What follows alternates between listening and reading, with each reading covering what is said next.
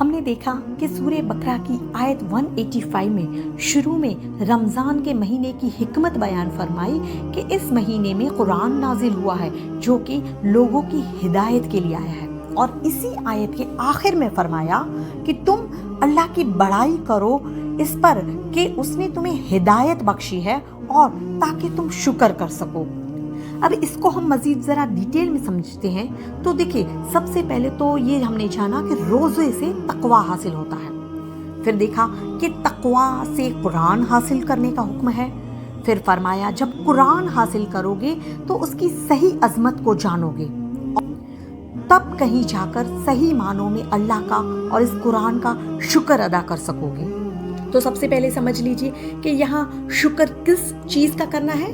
قرآن کا، کہ اتنی عظیم دولت اللہ نے تمہیں دی ہے، اس کا تمہیں شعور ہونا چاہیے۔ اور اس کا شعور کب ہوگا؟ اب دیکھیں، یہاں پر آ کر ہمیں رمضان کے روزوں کی جو ایڈیشنل ڈائمنشن ہے وہ سامنے آئے گی۔ دیکھیں، انسان کے وجود میں دو چیزیں ہیں، ایک ہے روح ربانی جو کہ آسمان سے آئی ہے، وہ اسے اوپر کی طرف کھینچتی ہے ترقی کے لیے، بھلائی کے لیے، اللہ کا قرب حاصل کرنے کے لیے، اور دوسرا ہے نفس حیوانی جو زمین سے آیا ہے، یہ ہمیں اپنی طرف زمین کی طرف گھسیٹتا ہے، زمینی لذتیں، زمینی خواہشات کی طرف۔ اب بندے کے اندر ایک کشاکش جو ہوتی رہتی ہے، اور اکثر و بیشتر انسان روح کے تقاضوں کو بھول کر اپنے حیوانی تقاضوں کو پورا کرنے میں لگ جاتا ہے۔ دیکھیں، روح بھوک سے سسک رہی ہے یا کبھی مر بھی جاتی ہے کیونکہ اس کی طرف تو توجہ ہی نہیں، جبکہ پیٹ جو ہے وہ کھانا مانگتا ہے تو اس کی غذا کا تو ہم نے سارا انتظام کر لیا ہے۔ تو کیا ہوتا ہے، عام حالات میں یہ روح جو ہے وہ دبی ہوئی ہوتی ہے اس حیوانی بوجھ کے تلے۔ اب دیکھیں، رمضان کا جو پروگرام ہمیں دیا گیا ہے وہ کیا ہے کہ دن میں روزے رکھنا ہے۔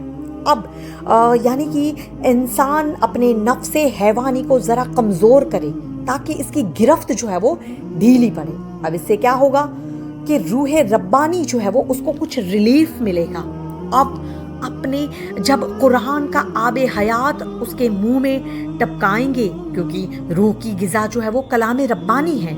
اب جب یہ دو چیزیں رمضان میں ہوتی ہیں، سب سے پہلے قرآن کی عظمت جو ہے وہ منکشف ہوتی ہے اور قرآن کا نعمت ہونا پتہ چلتا ہے۔ کیونکہ دیکھیں، کسی چیز کا شعور کب ہوتا ہے؟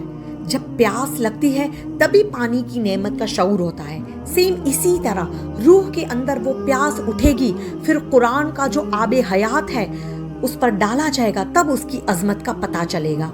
تو جب بندہ اس پروسیس سے گزرتا ہے شکر کرنے کی، تبھی اس کے اندر قرآن کی عظمت کا پتہ چلتا ہے۔